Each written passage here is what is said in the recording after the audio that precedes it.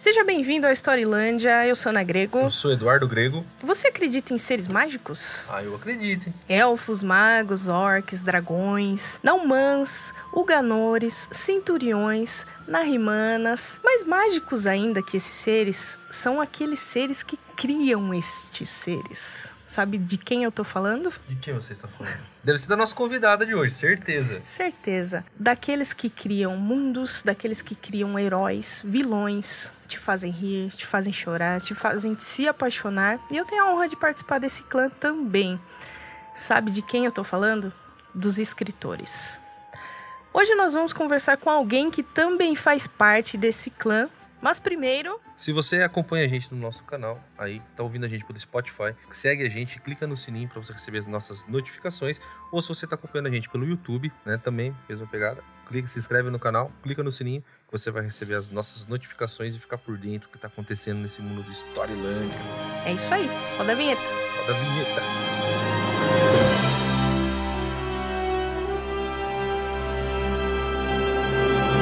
E hoje nós temos a honra de receber ela, que é escritora, nerd e cosplayer, e também é bancária há mais de 10 anos, pós-graduada em finanças.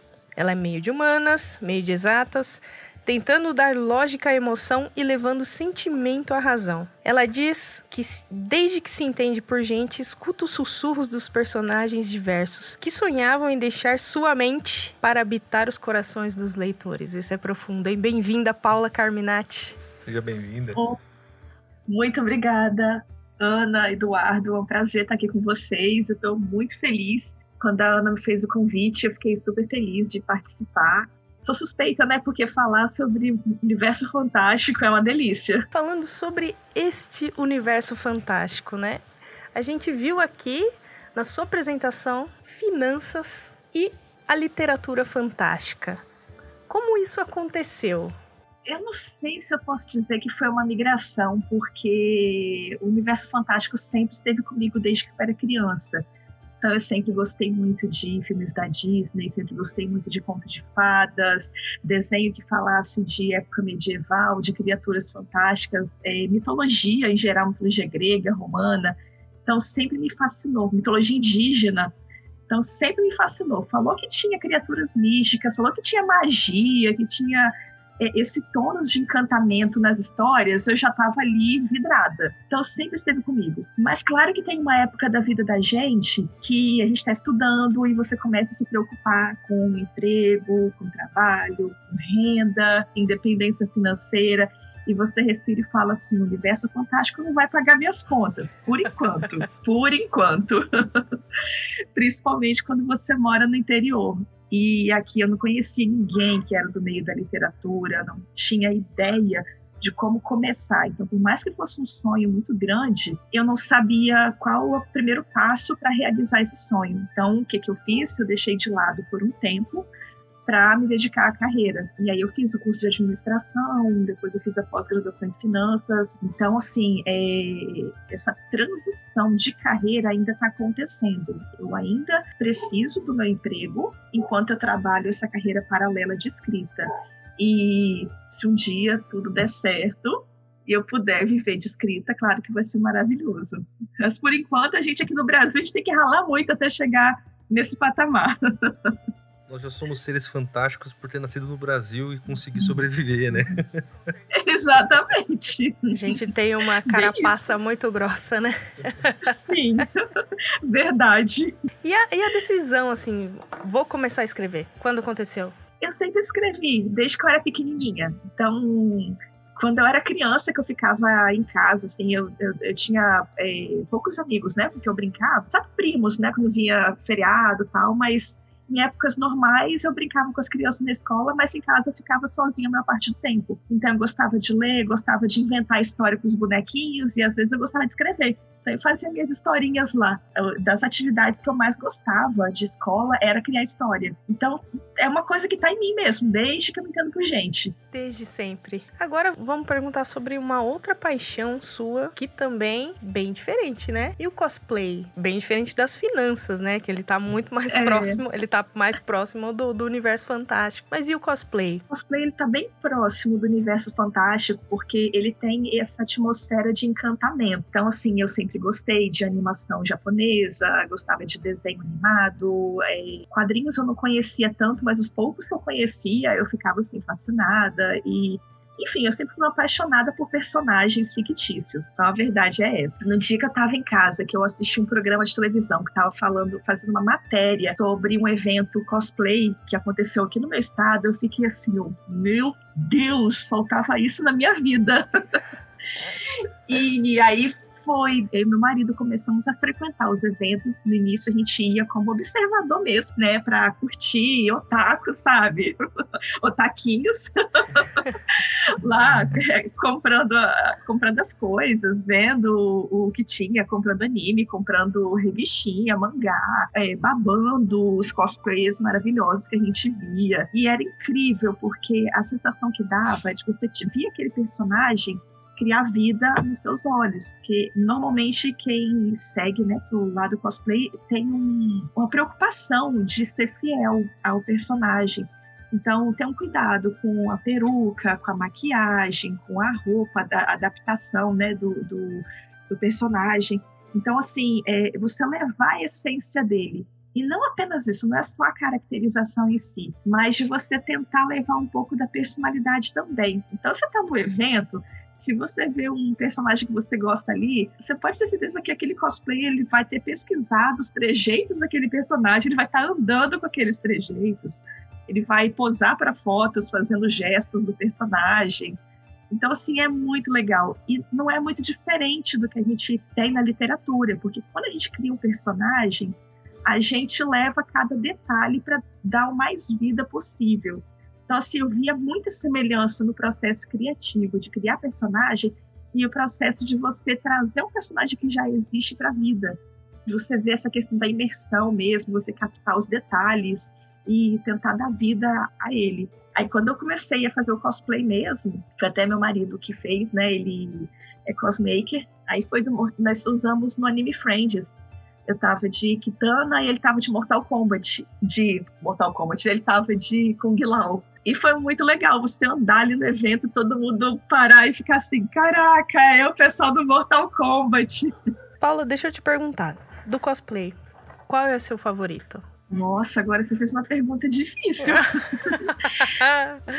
Mas eu acho, olha só, eu tenho muita dificuldade, mas eu acho que os que eu mais gosto... Ah, pode falar 3? Pode, claro. Então, uma delas é a Diglett, que é uma elfa do anime Lodoss War. Então, eu amo personagens élficos, então, e tem uma pegada assim, mais de fantasia medieval mesmo, de alta fantasia, que eu adoro, bem coloridinha. E as outras duas que eu amo é a Yennefer e a Priscilla, do The Witcher. Você faz a Yennefer? Eu acho que eu já te vi na rede social de Yennefer, minha personagem favorita. Menina, que legal. Agora é minha favorita também, a sua. Essa.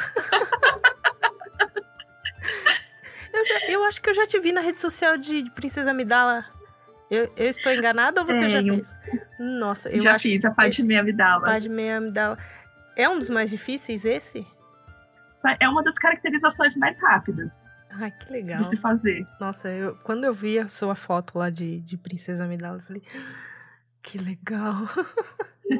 É um universo que eu acho muito legal. Aliás, eu também gosto demais, Star Wars. O universo fantástico é demais, né? O cosplay, ele transcende, né? Esse amor que a gente tem pela fantasia, né? É pela fantasia, literalmente, né? Literalmente. Você estreou em antologias, certo? Então, foram contos. Conta pra gente sobre esses contos seus publicados os desafios de cada um, processo. Não precisa contar sobre todos, mas os que mais marcaram, assim, a sua carreira. O legal de conto é que, por ser uma história curta, você consegue variar entre os gêneros, né? Então, a gente tem uma preferência, cada um tem uma preferência por determinados gêneros, mas às vezes tem uma curiosidade de experimentar outros também. Verdade. E só que quando a gente está escrevendo uma história longa, a gente acaba não tendo muito essa oportunidade, porque a gente fica preso naquela história. Então, até terminar aquela ali, você acaba querendo engrenar numa outra história, naquele mesmo gênero que você já trabalha, porque é o seu gosto particular. Já conto, você não precisa fazer isso, porque você escreve mais rápido. Então você consegue experimentar coisas diferentes. E se você vê que você gosta, aí você consegue puxar para o seu trabalho literário mais longo. Então, eu tenho uma preferência por fantasia com romance. Eu gosto da fantasia que pega mais aquele clima de encantamento. Mas através dos contos eu descobri que eu também gosto da fantasia mais sombria. Dá para você inserir na história elementos do sombrio e deixar a história um pouco mais interessante. Então, assim, eu tenho gostado muito dessa ideia de misturar gêneros. Não é porque a gente gosta de fantasia que tem que ser somente fantasia. Se você inserir outros gêneros ali, pode ficar muito legal. A ficção científica, quando você mistura com fantasia, dá para você criar histórias incríveis. Texto que eu trabalhei com o João mesmo, né, o João Peçanha. No ano passado, ele é uma fantasia, mas tem uma pegada de ficção histórica e um pouquinho de ficção científica também. Bem pouquinho, mas tem. Que é o da ambientação steampunk. Então você faz esse caldeirão, dá para fazer uma história assim, ficar diferente do que você costuma ver, pode fazer a história ficar legal. Dos contos, o que eu tenho tentado fazer para poder aproveitá-los em projetos futuros, isso, claro, dependendo do edital, se não tiver cláusula, né, de direitos autorais, que você tem que ter exclusividade daquele conto por tantos anos. Se não tiver isso, então eu tenho buscado criar contos no mesmo universo para daqui a algum tempo, eu vou escrever uns pouquinhos, daqui a algum tempo juntar numa coletânea. Genial. Então você pode lançar um livro daqueles contos daquele universo. E é o que eu tenho feito. Então, o conto que saiu na antologia natalina, Memórias de Natal, ele é nesse universo de vampiros que eu tenho. Então, já tenho, com esse já é o terceiro conto. Quero escrever mais alguns para poder fechar no livro. E os contos sempre assim, eles completam um ao outro. Um deles está na antologia O Último Grão de Areia. Então, O Último Grão de Areia tem um, e agora na Memórias Natalinas tem o outro. Então, assim, o mesmo personagem, o Elias está nos dois. A Lola, na verdade, no Memórias Natalinas, é a última encarnação dela, que está ali, a última ou a penúltima, não me recordo. Sempre reencarna, então cada conto é uma vida diferente dela. E aí eu tô tentando trabalhar nessa estratégia. Não, é genial sua estratégia, achei muito legal. Qual que é a sequência aí pra eu já antecipar aí, que eu sou um pouco ansioso? Pra gente ver. Qual que é a sequência aí, deixa eu ver, dos contos aqui? Não sei se eu posso dizer que tem uma ordem lógica, porque eles são meio quebrados. Na antologia Memórias Natalinas, é o Elias contando a história. Então, o trecho acontece no presente, ele conta algo que aconteceu lá em 1880, lá vai bolinha. No Último Grão de Areia, já é a Lola, é do ponto de vista da Lola e acontece nos dias atuais. Então, é a vida dela nos dias de hoje. Pode ler, de repente, o conto do Memórias Natalinas primeiro, né, para você pegar essa história lá no passado, de 1800, lá vai bolinha, e depois esse daí, do Último Grão de Areia. Não, legal, vou ler. Vou procurar. Oba!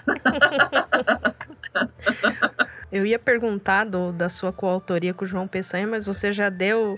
Aí você já falou, né, sobre esse estilo diferente, né? Mais profundamente dentro do Carminativerso, dentro do seu universo, vamos falar sobre os Talismãs de Jade. Conta pra gente sobre a sinopse, sobre essa história, como ela surgiu, o processo de criação. Conta os segredos pra gente, mas não precisa dar spoiler, tá? Tranquilo. Quer dizer, não é tão tranquilo não, porque às vezes escapole. Escapa tudo, né? Não vou deixar escapulir. A duologia mesmo, ela se chama Área de Yu. O universo de Área de Yu acompanha a minha evolução como escritora. É uma história que tem mais de 20 anos. Eu comecei a idealizar ela, eu era bem novinha, eu era adolescente. Então, assim, foi mais ou menos na época que eu assisti O Senhor dos Anéis, e eu falava assim, caraca, porque antes, quando eu era adolescente, eu gostava de escrever romancezinho adolescente. aquela idade nossa que a gente curte mais, assim, as historinhas da Vinha com Açúcar. Mas no dia que eu assisti Senhor dos Anéis, eu falei assim, caramba, minha vibe é essa. É fantasia, vou escrever fantasia, vou ser o próximo Tolkien, tô brincando, não era assim também não. Por que não? Mas, por que não, né? Mas eu falei, caramba, é isso. Então, assim, foi o que me despertou aquele desejo de escrever fantasia.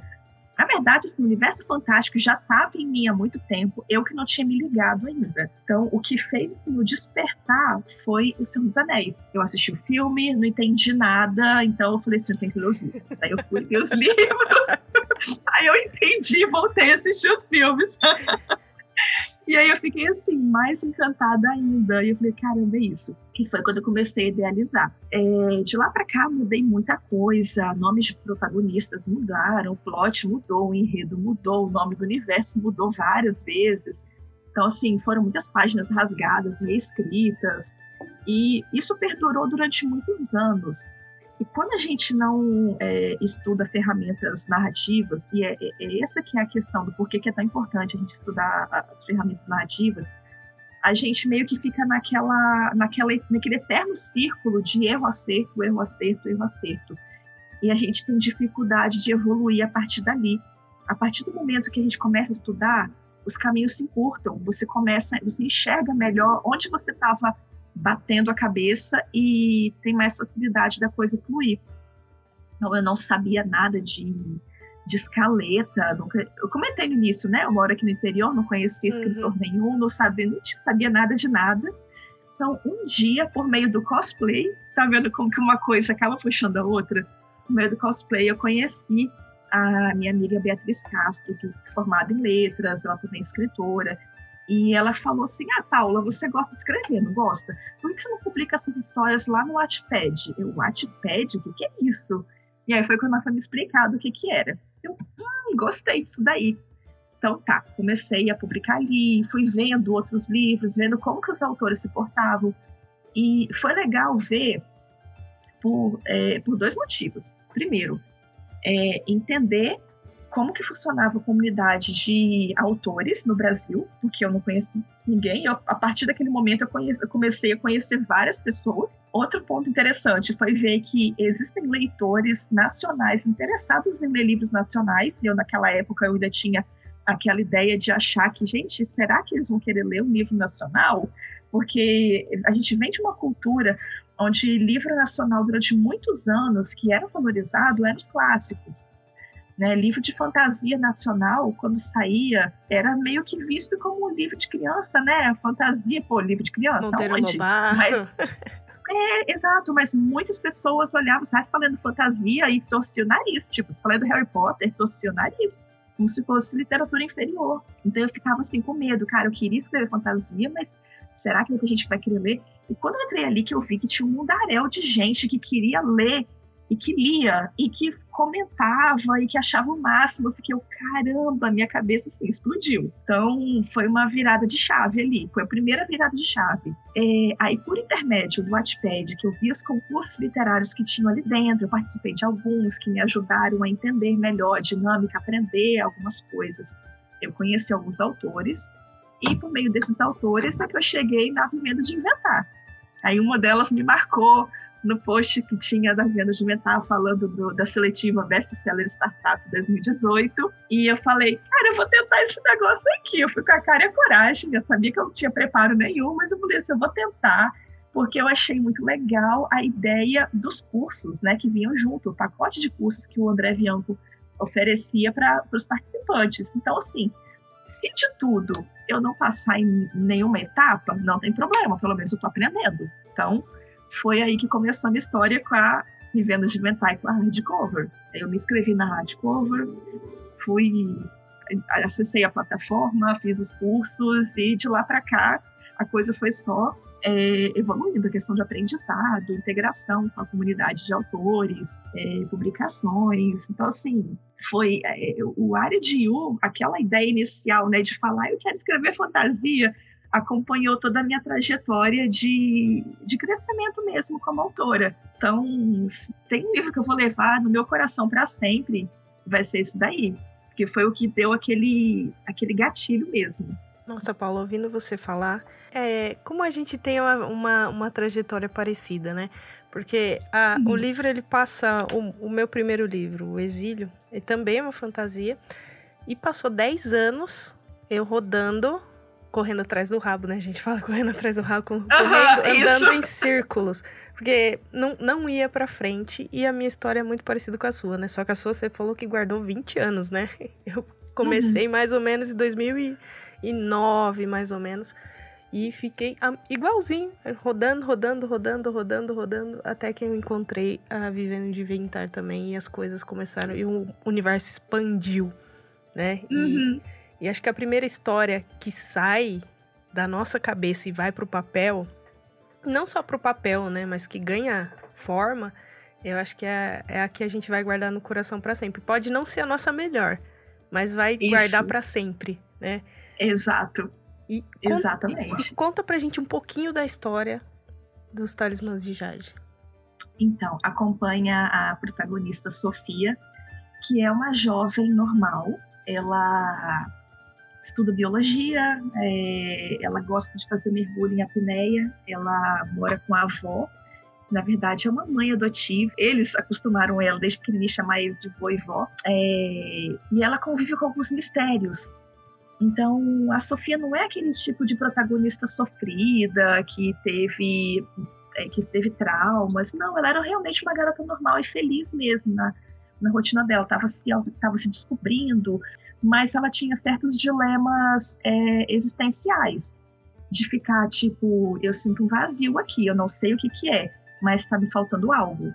O que será que está faltando? Por que eu sinto essa saudade de um lugar que eu não sei se existe? Ela é meio com uma sensação.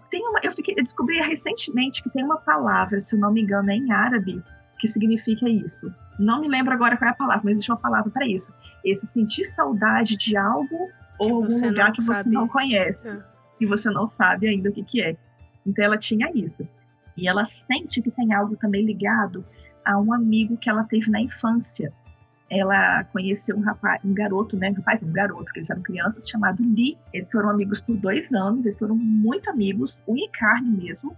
Ela nunca mais viu o amigo dela, passaram-se anos. Anos mais tarde, ela retorna para essa cidade, ela sai em busca dele, e ela o encontra, ao acaso, na faculdade que ela estava estudando.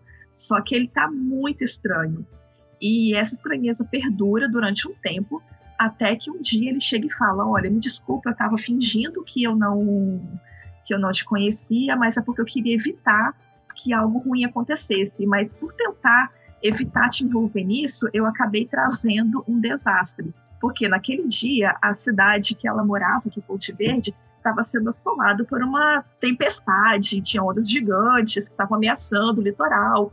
E ele falou que foi porque ele tentou evitar que aquilo ali acontecesse com ela. Então ele acabou trazendo aquela catástrofe. Então já gera esse clima de mistério. E quando ela vai na praia, que ela vê dezenas de baleias encalhadas, ela fica assim, louca, porque ela é impulsiva. Mesmo que não tenha ninguém ali para ajudar, ela sai correndo em direção às baleias, achando que ela vai conseguir fazer alguma coisa. E aí vem uma onda gigante e leva ela embora. E aí ela vai pro mundo fantástico, e aí onde tudo vai acontecer. Eu só falei a introdução, mas assim, para vocês verem que tem um clima de mistério no início, para preparar a ida dela para a área. E é ali que tudo vai acontecer. Então, ali você vai ter um mundo com áreas medievais, né, áreas de fantasia medieval, vai ter criaturas fantásticas como unicórnios, vão ter os taifos narimanas, os naumanas, existem unicórnios, dragões, tá vendo? Tudo isso.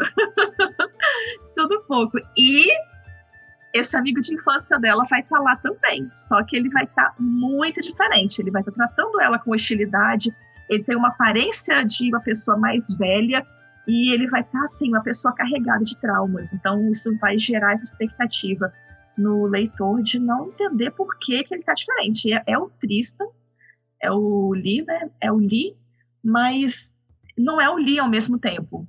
Então, fica aquele questionamento. Foi o quê? Viagem espaço-tempo? Foi paradoxo temporal? Mundo paralelo? O que está acontecendo? Aí tem que ler para poder descobrir. Nossa, Paula, você fez igual a Amazon faz com a gente. Quando a gente vai lá no Kindle, escolhe o livro, deixa eu ver um pedacinho desse livro pra ver se é bom, aí eu compro. Aí você contou toda a parte que a Amazon libera pra gente, e na hora que a gente quer saber de fato o que vai acontecer, você fala, então você vai lá e você leia pra descobrir os próximos episódios, os próximos capítulos. Mas é assim mesmo que tem que fazer. Sim, a ideia é essa. Excelente. E fala, para o leitor, os Talismãs de Jade tem de especial? Então, na primeira coisa eu perguntaria se o leitor ele gosta dos gêneros, né, de fantasia, romance, aventura, fantasia medieval. Ou então eu abordaria perguntando se você gosta de jogos de RPG, você gosta de Sarah J. Maas, por exemplo, que é uma mistura de fantasia com romance. Então, abordaria nesses pontos-chave, porque assim já evoca o tônus, né, da história. Então, essa história ela vai ter esse tônus de fantasia, vai ter esse encantamento, vai ter aquele mistério, vai ter aquela inquietação de você ficar o tempo todo, será que vai dar certo? Será que ela vai conseguir sair desse universo? Será que ela vai conquistar os objetivos? Será que ela e o Tristan vão ficar juntos no final ou não vão? Será que vai dar treta? Será que alguém vai morrer?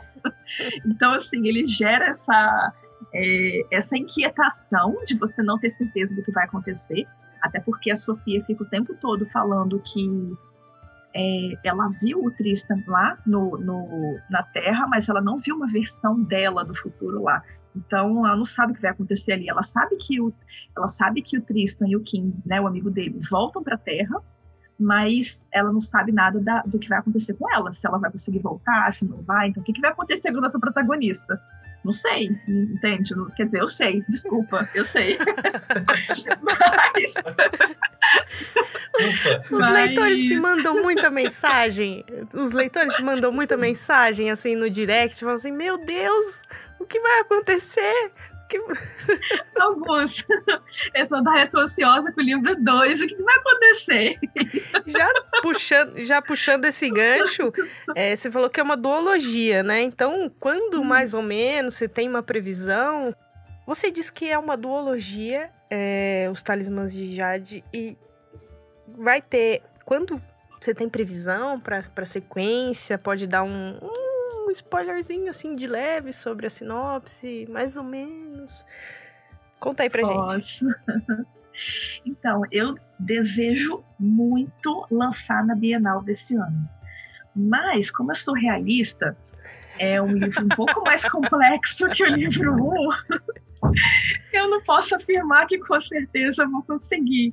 Porque tá em fase de escrita, ele tá saindo de uma forma muito legal, eu tenho ficado assim, muito satisfeita com o resultado, o que é, assim, engraçado, porque normalmente os autores são os maiores críticos de si mesmo, né, de falar assim, não tá legal, até você chegar no patamar de falar, tô gostando, demora, mas eu acho que ficou muito legal. A Meg me ajudou muito no processo, ela tem feito a mentoria, ela fez a mentoria do livro 1, ela tem feito a mentoria do livro 2 também, então eu passei para ela o roteiro, ela fez as ponderações dela, a gente ajustou, e eu acho que tá caminhando para um negócio legal. O que eu posso dizer é que o livro 1, ele é um grande prólogo do livro 2. Então, entende? O livro 2 ele expande o universo de uma tal forma que a gente entende um pouco melhor, fala-se um pouco mais sobre outros países. O livro 1 ele fica mais centrado ali no reino de Yamana. No livro 2 você vai ter citações a outros reinos. Os nossos heróis eles vão sair de Yamana, eles partem para uma jornada para seguir para um lugar diferente, que é eles partem para o deserto dos segredos, eles precisam ir para um oásis escondido, né, oculto, que é o oásis onde está o povo da Inaye. Então, assim, é uma região assim, um pouco mais mística, tem um pouco mais de magia, misticismo, mistérios para serem revelados. A parte de fantasia vai estar mais escancarada que no livro 1. O livro 1 foi com mais sutileza, as coisas foram assim, desabrochando aos poucos. O livro 2 não, está escancarado mesmo. Então, vai ser falado sobre dragões, sobre os povos élficos, os povos mágicos, sobre a criação de Arya. Vai ser falado um pouco mais sobre como que Arya surgiu, qual que é a ligação de Arya com a Terra, porque existe uma ligação entre os dois planetas. Algo que acontece em área pode afetar a Terra e algo que acontece na Terra pode afetar a área. E se houver um desequilíbrio, os dois mundos eles podem colidir e acabar com a população dos dois planetas. Meu Deus, apocalipse. Então, é mais ou menos isso. Então, assim, enquanto no livro 1 ele segue despretensioso e o leitor vai lá achando que trata-se apenas de uma batalha entre dois reinos, o livro 2 não, ele fala que não é só dois reinos, é dois mundos. Então, baita você precisa spoiler, hein? E, uma curiosidade. Deixa eu contar uma curiosidade pra você. Quando eu era criança, quando eu tinha 6 anos de idade, a minha mãe me levou para assistir uma peça teatral, uma peça de dança com um pouquinho de teatro. Então, assim, foi a primeira vez que eu fui assistir um espetáculo ao vivo. E a música principal, o nome do teatro da peça era Planeta Sonho, e a música central da peça era Planeta Sonho, do 14 Bis. E engraçado que, mesmo que eu era assim, bem novinha, eu não entendia o conteúdo da letra da música. Aquela música me tocou muito, ela tinha uma profundidade, ela tinha um negócio, assim, sabe, que mexe com as emoções da gente. E eu fiquei com aquilo ali, sabe, internalizado. E passaram-se anos, eu nunca esqueci aquela música, e eu não sabia quem era cantor, onde encontrar. Tipo, eu era criança nos anos 80. Como que você vai descobrir que música que é se você não tem internet, não tem computador, não tem nada disso? Então, assim, anos mais tarde, quando eu já estava quando eu comecei a trabalhar mesmo, que aí que eu fui ter acesso ao computador com internet, que eu fui descobrir. E assim, a música eu sou apaixonada por ela até hoje. Quando eu terminei de escrever Os Talismãs de Jade, eu fiquei assim, caramba, essa ideia de 2 planetas chamados planetas irmãos é muito ligado à letra da música do 14 Bis, né, de Planeta Sonho. Então eu falei assim, caraca, já que tem essa correlação, eu vou seguir com ela. Foi assim, meio que intuitivo, sabe, a correlação. E eu vi que tinha correlação, eu falei, eu vou seguir com ela então. Então, assim, a letra do Planeta Sonho diz muito sobre o Alma de Dragão, que é o livro 2. Alma de Dragão. Assim, a mitologia do Alma de Dragão, assim, tem muita ligação com essa música. Conta pra gente, além desse lançamento, quais são os outros projetos? Tem algum outro projeto aí em vista ou você tá trabalhando exclusivamente na sequência? Então, tem o Ave do Sertão, que foi o livro que eu escrevi com o João Pessanha em 2020, e a gente ia lançar, a gente ia fazer o lançamento, mas depois a gente pensou um pouquinho e falou assim, não vamos lançar ele agora. Não, por quê? O João já tinha o livro dele para lançar esse ano, eu estou trabalhando o Alma de Dragão, que talvez eu vá lançar esse ano, se der tempo de terminar a escrita, revisão e tudo mais. E a gente podia aproveitar o Ave do Sertão para participar de editais. Então a gente resolveu deixar de lado, assim, na questão de publicação, para poder escrever em premiações, né? Sim, vai que, né? Vai que. O não a gente já tem. Tipo, não a gente já tem. Então, vai que. De tudo, se nenhum deles funcionar, beleza. Então, a gente vai e publica depois. Então, de buenas, mas vamos tentar. Que legal. Então, esse projetinho aí para esse tipo de tentativas. Os outros trabalhos que eu tenho atuado são as salas de roteiristas. Aí tem uma que eu tô com a Ana, que é a de romance romântico, né? A Meg, linda, nossa fada, que é a nossa head writer, e eu tô na sala de terror também, com o mestre, o André Bianco. É um projeto de livro de terror. Isso não posso falar, porque é segredo. Segredo. Bom, que seria? Mas tá ficando muito legal, tá? Isso aqui já dá pra adiantar. Se tem a Meg, se tem o André, você já sabe que vai ser coisa legal. Então, você não tem nem o que discutir.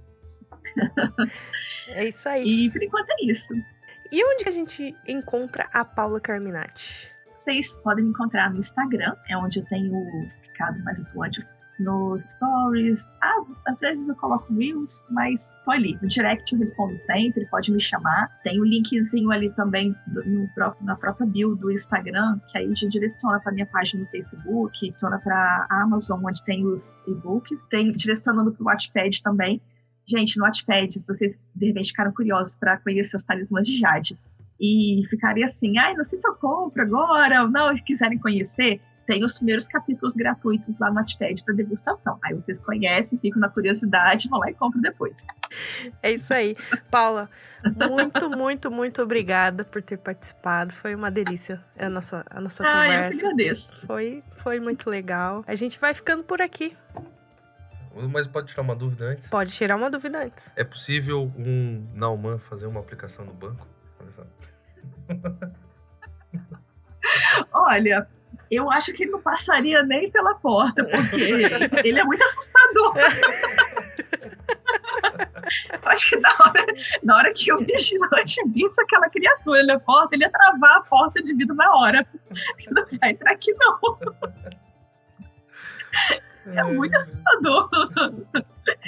Se você quiser conhecer o Nauman, leia o livro da Paula, Os Talismãs de Jade. E é isso aí, pessoal. A gente vai ficando por aqui. Paula, um beijo.